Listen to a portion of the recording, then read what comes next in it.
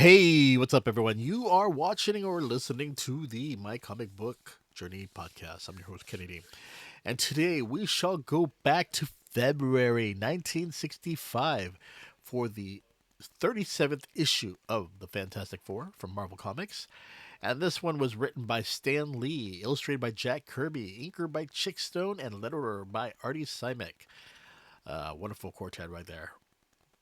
So let's take a look at this cover and just check it out here. You have that big giant spacecraft with Reed Richards being like the ladder and everyone swinging down.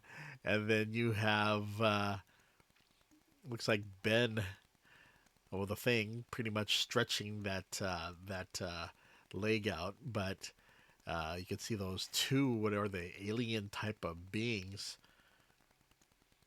And see Human Torch putting that red. Interesting contrast with the colors right there. But it's interesting when you see that little stamp. The MMS wants you.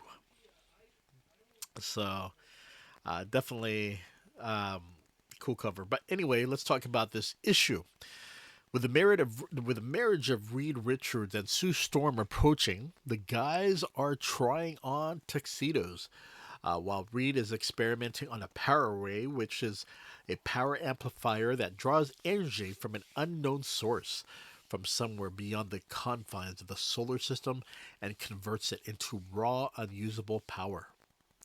While it's all good and dandy, unfortunately, Ben's girlfriend, Alicia, tells him that Sue is very upset because he's always focusing on work right before their wedding is supposed to happen, and Reed should be a man and just go to her. Sue ends up telling Reed that she doesn't know if she could marry him just yet, as the thought of her father's, murderer, um, is still loose. That's a spoiler, people, if you haven't read issue 32. Sorry. Of course, Reed is willing to make his fiancée feel better, so with the help of NASA, the Fantastic Four time warp into the Skrull Galaxy to find Sue and Johnny's father's killer, who is a Skrull. Meanwhile, the Skrull responsible is the warlord known as Morat, who wants nothing more but to be the new king of the Skrulls.